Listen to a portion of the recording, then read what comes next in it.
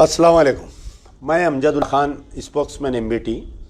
आज आपके दरमियान में लाइव आने की वजह यह है कि जैसा कि आप लोग जानते हैं कि तेलंगाना स्टेट में एक नाखुशगवार वाक़या पेश आया, जिसमें मोहम्मद खदीर खान 35 साल एक शख्स को जो है पुलिस के टॉर्चर की वजह से 2 दिन कबल उसका इंतकाल हो गया। इशू यह है कि मोहम्मद खदीर खान 35 साल एक शख्स जिसको 3 बच्चे हैं, 2 बेटियां 1 बेटा है, मेदक तेलंगाना में एक मेदक इलाके का रहने वाला था। उसको जो है एक चोरी के सस्पेक्ट में मोहम्मद खदीर खान पिछले 4-5 साल से हैदराबाद के एक शहर हुसैनी आलम में रहकर यहाँ पर जो है एक किसी होटल में काम कर रहा था।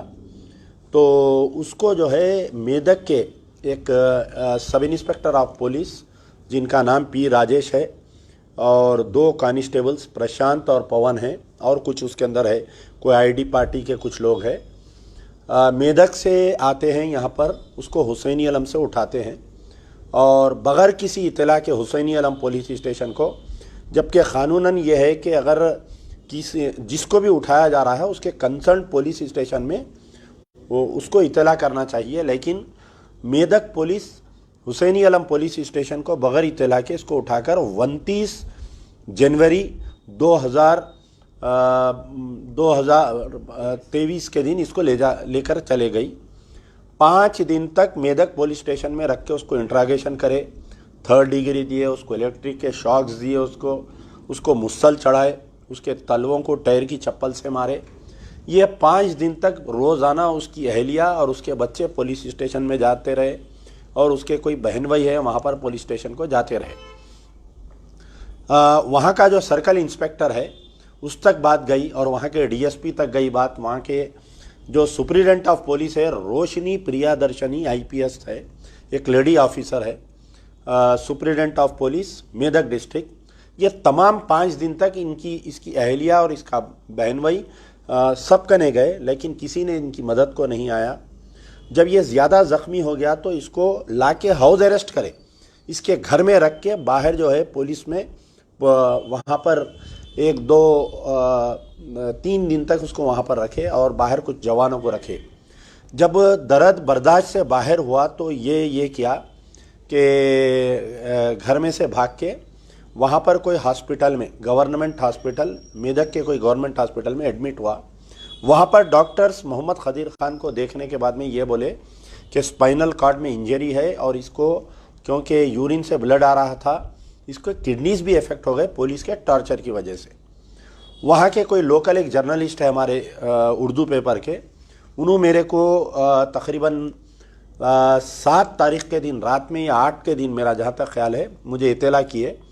तो मैं ये बोला कि उसकी वाइफ की तरफ से या उसकी तरफ से कंप्लेंट और वीडियो मैसेज बनाकर मुझे भेजें। तो ख़ुद मोहम्मद खदीर खान का स्टेटमेंट और उसकी वाइफ का स्टेटमेंट मेरे को भेजा गया। तो मैं जो है 9 तारीख के दिन मैं इसको ट्वीट किया, 9 फरवरी के दिन इसको मैं ट्वीट किया KTR साहब को, director general of police Telangana Anjani Kumar साहब को, महमूद अली साहब को टैग करते हुए और डिस्ट्रिक्ट कलेक्टर, डिस्ट्रिक्ट एसपी को मैं ट्वीट करने के बाद में, क्योंकि मैं उस दिन खम्मम में था, खम्मम से वापस आते वक्त मैं ट्वीट किया। 9 तारीख से लेकर कल रात में 10 बजे तक कोई दिन ऐसा खाली नहीं गया जो मैं हमारे superintendent of police Rohini Priyadarshini IPS madam को रोज़ाना दिन में 3-4 वक्त कॉल कर रहा था। मेरे दोनों नंबरों से 9246529800 9000699800 से मुसलसल कॉल कर रहा था कि आखिर ये वाक़या है क्या बात करने के लिए, लेकिन madam never responded to my calls, never. मैं वहाँ के कलेक्टर को भी, लेडी है शायद, उनको भी कॉल करने की कोशिश करा, उन्होंने भी रेस्पॉन्ड नहीं किए। वहाँ की एमएलए है श्रीमती पद्मा देवेंद्र रेड्डी, TRS की एमएलए है और साबिका डिप्टी स्पीकर भी है, उनको भी कॉल किया, वॉइस मैसेजेस छोड़ा, SMS छोड़ा उनको, लेकिन वो भी कभी रेस्पॉन्ड नहीं किए। खैर बहरहाल मैं ट्वीट करने के बाद में मेदक पुलिस आनंद फानंद में ये मेडचल रोड पे एक प्राइवेट हॉस्पिटल है लिनोवा हॉस्पिटल, उसमें लाके मोहम्मद खदीर खान को एडमिट कराए। तो वहाँ पर इन्वेस्टिगेशन में ये पता चला, क्योंकि वो एक छोटा नर्सिंग होम था, वहाँ पर वेंटिलेटर अवेलेबल नहीं था और इसकी स्पाइनल कार्ड में 3 जगह फ्रैक्चर आया। ये जो मुसल चढ़ाते ना, ये आदमी के ऊपर 3-4 पुलिस वाले बैठ जाते पैरों के बीच में मुसल देने से इसकी स्पाइनल कार्ड में 3 जगह ब्रेकिंग आया। और जो इसको होंदा लिटा के इसके बटक्स पे मारे और इसके पैरों पे मारे और इसके तलवे पे जो टायर की चप्पल से मारने की वजह से इसके किडनीज डैमेज हो गए इसके। तो वहाँ पर 2 दिन रखे। लास्ट संडे मैं समझता हूँ कि 14 या 15 तारीख के दिन इसको गांधी हॉस्पिटल में वेंटिलेटर पे एडमिट करे। मुसलसिल एक मेदक की टीम, एक पुलिस वालों की टीम घेरी हुई थी इसको। हॉस्पिटल में भी किसी से मिलने नहीं दे रहे थे, कोई प्रेस वालों की इसके करीब जाने नहीं दे रहे थे। और बड़े अफसोस की बात है कि इतना बड़ा वाक़या हुआ, सारे तेलुगु पेपर्स में आया, उर्दू पेपर्स में आया, तो हमारे madam Rohini Priyadarshini without any investigation अपने सबॉर्डिनेट एसआई को और कांस्टेबल्स को क्लीन चिट दे दिए। मेरे पास टाइम्स ऑफ इंडिया की कटिंग है, क्रॉनिकल की कटिंग है, जिसके अंदर उनका स्टेटमेंट है कि ऐसा कोई टॉर्चर नहीं किया गया और हम उसको सुबह लाए और शाम में छोड़ दिए। उमन तो ऐसा होता है कि कोई पुलिस टॉर्चर का केस आता तो जो भी सुपरिटेंडेंट ऑफ पुलिस या कमिश्नर ऑफ पुलिस के पास ये बात जाती तो वो लोग ये करते कि एक इंक्वायरी डालते या पर्सनली जाके फैमिली से मिलते या पर्सनली बुला के फैमिली से मिलते। उन्हें 9 तारीख से लेकर 16 फरवरी तक, 9 फरवरी से 16 फरवरी तक हॉस्पिटल में ज़ेरे इलाज रहा। कभी भी Rohini Priyadarshini IPS superintendent of police एक मर्तबा भी आकर उसकी फैमिली से मिलना गवारा नहीं किए। क्यों नहीं मिले आप बताइए? आपके दिल में चोर था इसलिए आप आके नहीं मिले। आपको मालूम था कि आपकी पुलिस गलती की है, आप अपने सबॉर्डिनेट्स को बचाने के लिए आप उससे नहीं मिले। कम से कम उसकी अहलिया से मिलना था। आप एक लेडी ऑफिसर है, एक औरत का दर्द समझना था, मासूम बच्चों का दर्द समझना था, आप नहीं मिले आके। कलेक्टर नहीं मिले, डीएसपी नहीं मिले। चलिए ठीक है, पुलिस वाले नहीं मिले, आईएएस आईपीएस ऑफिसरों का दिमाग ख़राब रहता। भाई पुलिस टार्चर यानी गरीबों की कोई इज्जत नहीं रहती, और ख़ास तौर पर अगर कोई विक्टिम मुसलमान रहा तो आईपीएस आईएएस ऑफिसरों के सामने हमारी कोई जान की, हमारी कोई खून की वैल्यू नहीं रहती। श्रीमती पद्मा देवेंद्र रेड्डी जो एमएलए है टीआरएस की, कई मुसलमान हैं उनके अतराफ़ में, दूल्हे बन के नाचते रहते हैं उनके अतराफ़ में। मेदक के कई टीआरएस के अक़लियती कायदीन को मैं जानता हूँ जो पद्मा देवेंद्र रेड्डी के करीब में है। घर में छिल्ला छट्टी की दावत हुई तो उनको बुलाते, बिस्मिल्लाह की दावत हुई तो बुलाते, मैडम का वीआईपी इस्तेक़बाल करते। लेकिन कोई अक़लियती कायदीन ज़बरदस्ती जाके उनको ये नहीं बोला कि मैडम हमारा एक बच्चा वहाँ पर तड़प रहा हॉस्पिटल में, आप चलो चल के देखो, आप होम मिनिस्टर से बात करो, आप जो है वो एसआई को गिरफ्तार कराओ। लेकिन श्रीमती पद्मा देवेंद्र रेड्डी किस मुंह से 2023 आने वाले इलेक्शन में मुसलमानों के वोट लेंगे मुझे नहीं मालूम। किस मुंह से अक़लियती कायदीन टीआरएस को वोट मांगेंगे मेदक में मुझे नहीं मालूम। ऐसी क्या बेगरती आ जाएंगी इनके ऊपर जो इन्हों फिर मुसलमानों के दरमियान आकर टीआरएस के लिए वोट मांगेंगे। अब रही बात वाक़या पेश आया, आज मोता में तो आना था कम से कम लोकल एमएलए, मोता में भी नहीं आए, अभी तक उसके घर पे नहीं आए, पुरसा नहीं दिए। जैसा ही 16 तारीख के दिन रात में मुझे 12:30 बजे इत्तला मिली, मैं मुसलसल टच में हूँ, रोज़ाना आप मेरा ट्विटर सोशल मीडिया देखिए कि मैं उसके इलाज के लिए भी कुछ पैसों के लिए भी मदद किया, फिर उसके बाद में उसकी अहलिया को आने जाने के हम इंतज़ाम कर रहे थे। खैर बहरहाल ये सब हुआ, परसों रात में उसका इंतकाल हो गया। कल सुबह में दिन भर पोस्टमार्टम के लिए हम इंतज़ार करें। सुबह 9:30 बजे मैं हॉस्पिटल पहुंचा, मॉर्चरी में वो गंदी बदबू में मैं, हमारे सारे कायदीन एमबीटी के हम लोग वहाँ पर ठहरे हुए रहे। 5 बजे तक मेदक पुलिस नहीं आई, और मेदक पुलिस का नहीं आने की वजह क्या बताए आपको मालूम है? कितनी शर्म की बात है कि एक शख्स मर गया, उसका पोस्टमार्टम के लिए बॉडी है, और मेदक की पुलिस की जवाब आ रहा है कि हम चीफ मिनिस्टर केसीआर साहब की बर्थडे के इंतजामात में हैं हम। वाह, कैसी बर्थडे मनाए देखिए आप। चीफ मिनिस्टर साहब मुसलमानों को तोहफा दिए अपनी बर्थडे के दिन। क्या तोहफा दिए? आपके एक नौजवान को कस्टोडियल डेथ करके बर्थडे दिए। ठीक है, अब दिन भर हम ठहरे, धरना दिए, एसीपी चिक्कड़पल्ली आए, उसके बाद में इंस्पेक्टर ऑफ पुलिस चिक्कड़पल्ली आके मेरे को ये बोले कि यानी कल सुबह, आज तो नहीं होता postmortem, as per Supreme Court guidelines postmortem नहीं होता, हम कल सुबह पोस्टमार्टम करके बॉडी मेदक को रवाना करेंगे, मेरी जिम्मेदारी है, बल्कि एसीपी चिक्कड़पल्ली बोले। मुसलसल कल दिन में 100 तो टेलीफोन किया मैं सुप्रिटेंडेंट मैडम को, लेकिन फोन उठा। अरे भाई, आपको गवर्नमेंट सरकार कितने पैसे दे रही है आपको बताइए? You are being paid lakhs of rupees, आपकी तनख्वाह कम से कम 4-5 लाख रुपए है, आपको गाड़ी है, एयर कंडीशन ऑफिस है, आपको 10 आदमी का स्टाफ है, क्या इसलिए दे रही कि इतनी बेहिसी? बताइए आप। एक आदमी 10, आजकल तो ट्रू कॉलर पे नाम आ रहा, आप मालूम करना चाहिए था ये किसका नंबर है, क्यों इतना फ़ोन करा? मैं नहीं, उसकी बीवी भी उसके फ़ोन से मैं फ़ोन कराया बैठ के, उसकी जो अहलिया का और उसका जो नंबर था मैडम से बात करने के लिए, कम से कम एक 25 वक्त दोनों मियाँ बीवी ट्राई करे। अब्दुल खदीर खान मरने से पहले मैडम से बात करना चाह रहा था, कई बार टेलीफोन किए, लेकिन सुप्रिटेंडेंट मैडम फ़ोन नहीं उठाए। कितनी बेहिसी है बताइए आप मेरे को, कितनी अफसोस की बात है। ठीक है, जैसा ही इंतकाल की खबर आम हुई, आम होने के बाद में चंद टीआरएस के जो मेदक के लीडर है पूरे उसके घर के अतराफ जमा हो गए, बोले कि अब हम मैडम से बात कर लिए, श्रीमती पद्मा देवेंद्र रेड्डी एमएलए से बात कर लिए, आपको हम 2 बेडरूम फ्लैट दे देंगे, कंपनसेशन दे देंगे। वाह, कितना सस्ता हो गया देखो हमारा खून। ये पूरे टीआरएस के जो अक़लियती कायदीन है, इन लोगों को लेके जाना, पुलिस कस्टडी में मार देना, ये सबके बीवियों को एक डबल बेडरूम फ्लैट दे देना, बस, और इससे ज़्यादा कुछ नहीं करना। आके दूल्हे याली दूल्हा नाच रहे हैं पूरे, उनको समझा रहे हैं, बोल रहे हैं कि आप कंप्लेंट मत दो, इस मसले को हैदराबाद तक मत जाने दो। खैर बहरहाल कल रात में क्या हुआ, अब यहाँ से एक साजिश शुरू हुई। देखिए आप साजिश कैसी हुई कि अचानक जो है पिक्चर में कारवान एमएलए आ जाते हैं, कौसर मोहिउद्दीन, चिक्कड़पल्ली एसीपी आ गए, मेदक की पुलिस आ गई, रात में 10:30 बजे 11 बजे मार्चरी खुलाई, डॉक्टर्स को बुलाए आनंद फानंद में, जबकि सुप्रीम कोर्ट के गाइडलाइंस है कि रात के अंधेरे में कोई पोस्टमार्टम नहीं करना।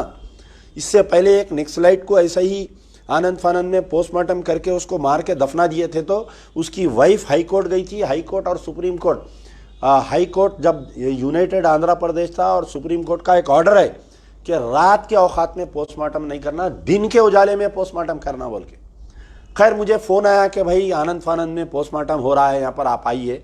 मैं यहाँ से फिर दोबारा गांधी हॉस्पिटल गए, जब तक पीछे के रास्ते से यानी मार्चरी के पीछे एक गेट है, वहाँ से एमएलए साहब को बुला के पुलिस वाले ठहर के मौता के साथ फ़ोटो लेके आनंद फानंद में बॉडी को रवाना कर दिया। और वहाँ पर भी जैसा ही फजर के टाइम पे बॉडी पहुँची, वहाँ से लोग हमारे जो लोग हैं वहाँ पर मेदक में मुझे इतला करे कि साहब बॉडी आ गई है, हम पोस्ट में जुमा की नमाज में हम इसको मिलाने जा रहे हैं। लेकिन फिर अचानक वहाँ पर कोई टीआरएस के कायदीन, कोई एमआईएम के कायदीन आ गए, आके बोले कि नहीं भाई जुमे में हम मिलाएंगे, आज शिवरात्रि है, गड़बड़ हो जाएंगी, फिसादा हो जाएंगे। अरे फिसाद क्या भाई, पुलिस के मुखालिफ में लड़ रहे हैं, सब हिंदू मुसलमान सब मिल के लड़ रहे हैं, हम पुलिस कस्टडी के खिलाफ, डेथ के खिलाफ में लड़ रहे हैं हम। तो खैर उसमें जो है ज़बरदस्ती ले जाके उसको दफना दिए उसको।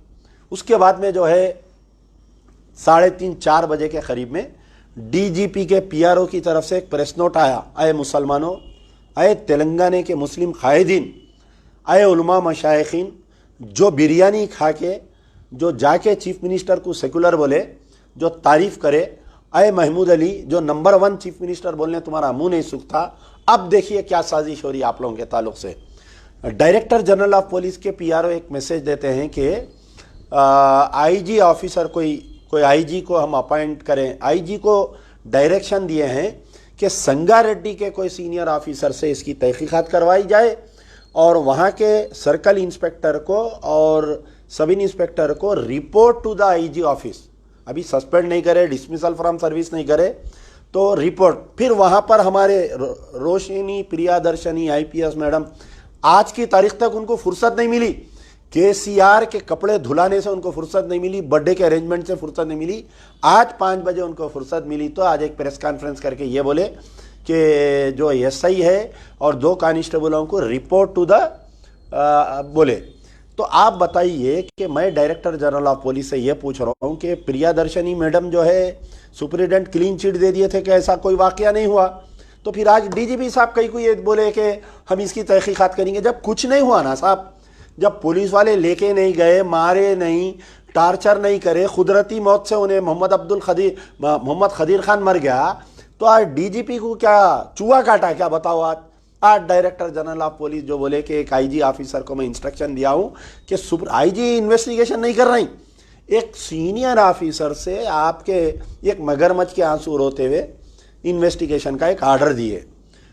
होना तो ये चाहिए था। अब आप बताइए, अगर कोई दलित मरता पुलिस कस्टडी में, अगर कोई SC ST का कोई आदमी अगर उसको पुलिस कस्टडी से होता, हंगामा हो जाता, पूरा नेशनल न्यूज़ बन जाती, पूरे तेलुगु चैनलों में। अरे 9 तारीख से उन्हें ज़िंदगी मौत के लिए लड़ा, ना कोई तेलुगु चैनल में बता रहा, ना कोई नेशनल मीडिया बता रहा, ना कोई पॉलिटिकल लीडर, ना। अरे KTR साहब ट्वीट खेलते हर छोटे मसले पे, 10 लाइटां लगाए तो बोलते तेलंगाना तरक्की की और नंबर 1 पुलिस।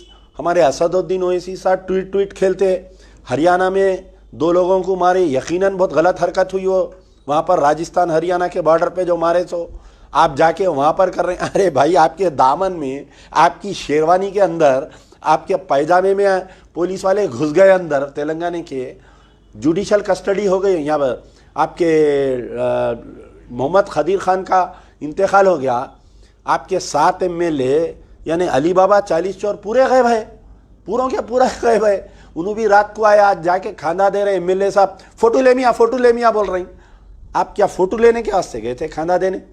खैर ठीक है, अब क्या हुआ, ये जो वाकया पेश आया, DGP साहब प्रेस नोट दिए, इससे कुछ नहीं होने वाला है। मैं आपको थोड़ा बैक में बताता हूँ। आलेर एनकाउंटर हुआ, एक गवर्नमेंट एक कमेटी कॉन्स्टिट्यूट करी थी कि आलेर एनकाउंटर की तहकीकात करेंगे। आज तक वो जियो बरफदान में चले गया। मुस्तफ़ाउद्दीन का वाकया पेश आया, एक कमेटी बनी, एक आर्डर आया, उसके बाद में कुछ नहीं हुआ। तो ऐसे कंसिक्यूटिव कई वाकयात है जिसका मैं आपको मिसाल दे सकता हूँ। तेलंगाना में आलेर एनकाउंटर 7 मई 2015 को जो हुआ, उसका आज की तारीख तक कोई तहकीकात नहीं हुई, कोई उसका इंसाफ नहीं मिला। हर कितने बार असेंबली नहीं हुई होंगी सब बताओ आप। 0 ओवर में उठाते अकबर ओवैसी उठ के, साहब वो आलेर एनकाउंटर का क्या हुआ, कोई जवाब नहीं। किशन बाग में 14 मई 2014 को पुलिस फायरिंग में 4 आदमी को मार दिया गया, बाद में 3 आदमी जो जख्मी थे मर गए। उसके बाद में भी एक इंक्वायरी बैठी थी, एक कमेटी बैठी थी, उसका आज की तारीख तक कोई इंसाफ नहीं मिला। एक निज़ामाबाद में एक वाकया पेश आया था, सेम ऐसी जैसा मोहम्मद खदीर खान को गिरफ्तार करके ले जाके चोर के सस्पेक्ट में मार दिए। शेख साजिद हैदर 21 मार्च 2015 के दिन निज़ामाबाद के ऐसी एक पंचर जोड़ने वाले को चोरी के केस में लेके गए, कस्टडी में मारे, मर गया। उन्हें यही गांधी हॉस्पिटल में लाए थे, जब भी मैं गया था।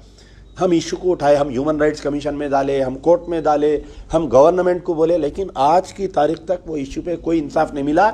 इंक्वायरी बंद हो गई, पुलिस वालों को क्लीन चिट दे दिए। तो फिर इसको मारे कौन, शेख हैदर को? फिर मुस्तफ़ाउद्दीन का वाकया हुआ 9 अक्टूबर 2014 के दिन आर्मी गैरिसन में। उसका तो डाइंग डिक्लेरेशन है ना साहब।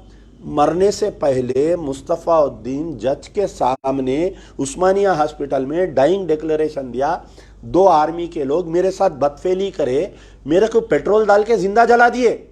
आज की तारीख तक इंसाफ मिला ना, कोई इंक्वायरी नहीं हुई, कुछ नहीं हुई। मैं ये सब बातें इसलिए बोल रहा हूँ, आज जो हमारे director general of police Anjani Kumar साहब का जो प्रेस नोट आया तो लोग खुश हो रहे हैं, अरे सस्पेंड कर दिए, अरे गिरफ्तार कर लिए, अरे उसको ऐसा कर दिए। कुछ नहीं होने वाला है। It's an just an eye wash. Mecca Masjid blast का एक फैसला आया, 18 मई 2007 को ब्लास्ट हुआ, 16 अप्रैल 2018 को तमाम खातियों को बाइज्जत बरी कर दिए फैसले में। वटोली में एक वाकया हुआ था 12 अक्टूबर 2008 के दिन, एक फौजी के घर में उनके वालिद को और 6 अफराद सो रहे थे, रात में जिंदा जला दिए। वटोली में एक वाकया हुआ था 18 अप्रैल 2018 को, फैसला हुआ तमाम कातिलों को बाइज्जत बरी कर देगा। एक आप लोगों को याद होगा, जो एक मुजफ्फरनगर का एक ऐसी कारोबारी था, बिजनेसमैन, उसको वरंगल पुलिस उठा के लेके गई थी। अब्दुल मन्नान जो मुजफ्फरनगर उत्तर प्रदेश का रहने वाला था, फेरी में कपड़े बेचता था। वरंगल पुलिस उसको ऐसे ही शक में कोई चोरी के केस में लेकर गई। 27 अप्रैल 2019 के दिन उसका वाकया पेश आया। उसको जो है कस्टडी में मारे, बाद में हॉस्पिटल में ले गया, उन्हें मर गया। आज की तारीख तक 2019 से वो हम ह्यूमन राइट्स कमीशन में डाले, हाई कोर्ट में, बहरहाल मुख्तलिफ कार्रवाई करें हम, लेकिन कोई उसके अंदर इंसाफ नहीं मिला। तो जो लोग आज खुश हो रहे हैं कि डायरेक्टर जनरल ऑफ पुलिस का जो स्टेटमेंट आया उसके ऊपर बगला मचा रहे हैं, पूरे ऐसा नाच रहे हैं कि डीजीपी साहब ऐसा बोल दिए, डीजीपी साहब का प्रेस नोट ऐसा आ गया। भाई कुछ नहीं होने वाला है, कुछ नहीं होने वाला है। जब तक सिटिंग हाई कोर्ट, अगर तुम में दम है, ये तमाम जो बगला बजा रहे हैं ना, उनके कायदीन को मैं ये बोल रहा हूँ, असदुद्दीन ओवैसी क्यों खामोश है, पहले सवाल करो। तमाम मजलिस के अराकीन से मेरी गुजारिश है, मजलिस के चाहने वालों से मेरी गुजारिश है, असदुद्दीन ओवैसी क्यों खामोश है, उनका ट्विटर पे क्यों कंडेम नहीं करे इसको। मोहम्मद खदीर खान के वाक़े को असदुद्दीन ओवैसी क्यों नहीं करे। अरे RS परवीन जो रिटायर्ड IPS ऑफिसर, BSP का जो चीफ है तेलंगाना का, इतना सख्त ट्वीट किया है, उन्हें बोला कि भाई मुसलमानों का खून इतना सस्ता हो गया तेलंगाना में। कविता को जो हज़ारों करोड़ के स्कैंडल में KTR है, कविता है, उन लोगों के खिलाफ में पुलिस वाले लेके जाके 3rd डिग्री क्यों नहीं करते। बल्कि एक गैर मुस्लिम, एक दलित जो RS परवीन कुमार BSP का जो चीफ है, retired police officer, retired IPS officer, उन्हें ट्वीट कर रहा। और हमारे असदुद्दीन ओवैसी खामोश है, KTR साहब खामोश है, असदुद्दीन ओवैसी खामोश है। वो बेचारे हमारे leader of the opposition Akbaruddin Owaisi तो लापता रहते। उन्होंने खबाते मालूम, इलेक्शन में आते वो भी बाबानगर के जलसे में आके धुआंधार तकरीर, हला देता हूँ, मार देता हूँ, चीर देता हूँ, फाड़ देता हूँ, हुकूमत बना देता हूँ, तख्त पे लिटा देता हूँ, और हमारे लोग जिंदाबाद मुर्दाबाद शुरू कर देते। खदीर को भूल जाते, अब्दुल मन्नान को भूल जाते, वटोली के शहीदों को भूल जाते, मक्का मस्जिद के शहीदों को भूल जाते, मुस्तफ़ाउद्दीन को भूल जाते, शेख साजिद हैदर को भूल जाते, किशन बाग में मरेसो वालों को भूल जाते, आलेर एनकाउंटर वालों को भूल जाते। हम निकल जाते दौरे पे, फिर जीतेगा भाई जीतेगा, बड़ा गोश्त खाएंगे, अकबर भाई को जिताएंगे, असद भाई को जिताएंगे, हमारा नारा। अब ये जितने उलमा, मशाइखीन, ये दानिश्वर अपने आप को जो बोलते, ख़ास तौर पे अब देखिए आप, हमारे जमात इस्लामी के हामिद मोहम्मद खान साहब है, फौरी आ जाते शेरवानी पहन के, बेचारे KCR की तारीफ़ करना है, तायद करना है तो 2 मिनट में आ जाते। कहाँ पर है भाई 16 को बच्चा, 9 तारीख के दिन उसको गिरफ्तार करे, उर्दू अखबारात में आया। आप बेहतरीन तेलुगु बात करते, तेलुगु अखबारात में आया। क्या जमात इस्लामी से, क्या SIO की तरफ से मोहम्मद खदीर खान के मामले में कोई आज तक एक डिसेंट नोट आया क्या बताओ, कोई कंडेम आया क्या बताओ, कोई जाके दवाखाने को देखे क्या बताओ, कोई जाके होम मिनिस्टर से मिले क्या बताओ। हामिद मोहम्मद खान साहब खामोश है, पूरी जमात इस्लामी खामोश है। जो उलमा मशाइखीन जाके 2018 में 2019 में बिरयानी खा के चीफ मिनिस्टर को सेकुलर बोले थे, जो तायद करे थे, वो कहाँ हैं बताओ आप। पूरे गैब है, इन मास पूरे गैब है। अब जो मजलिस इत्तेहादुल मुस्लिमीन वाले, मैं मरते दम तक, परसों बोल रही निज़ामाबाद की तकरीर में बोले, मैं मरते दम तक KCR की तायद करूँगा। परसों उनके भाई गलती से मुंह से स्लिप हो गया, 50 सीट लड़ाता हूँ। दूसरे दिन डर के जल्दी प्रेस कॉन्फ्रेंस बुला के बड़े भाई बयान दे दिए कि नहीं हम नहीं लड़ें 50 सीट, तोबा तोबा तोबा बोले उन्होंने। तो बोले कि नहीं KCR बहुत अच्छे है, मैं मरते दम तक KCR के साथ रहूँगा। सेक्रेटेरिएट जो है ताजमहल से बेहतरीन बनाए बोले। अरे भाई सेक्रेटेरिएट ताजमहल से बेहतरीन बनाए, आपकी खबर भी बेहतरीन बना दे रही ना मुसलमानों की। मस्जिदां तोड़ दे रही KCR साहब, आशुर खाने तोड़ दे रही, लिख जाके जुडिशल कस्टडी में, आलेर में, इनकाउंटर में मुसलमानों को मार दे रही, किशन बाग में मुसलमानों को मार दे रही, पुलिस वाले निज़ामाबाद में शेख हैदर को मार दिए, मुस्तफ़ाउद्दीन को आर्मी वाले मार दे रही, मक्का मस्जिद बिलास के खातिला बाइज्जत बरा हो जा रही, वटोली के खातिला बाइज्जत बरी हो जा रही, अब्दुल मन्नान मुजफ्फर वाले को वरंगल पुलिस लेके जाके कस्टडी में मार दिए, मोहम्मद अब्दुल खदीर को भी मार दिए। आप बोलो कि बेहतरीन CM है बोलो, मगर आपकी बेहतरीन खबर बना दे रहे हैं KCR साहब मुसलमानों की।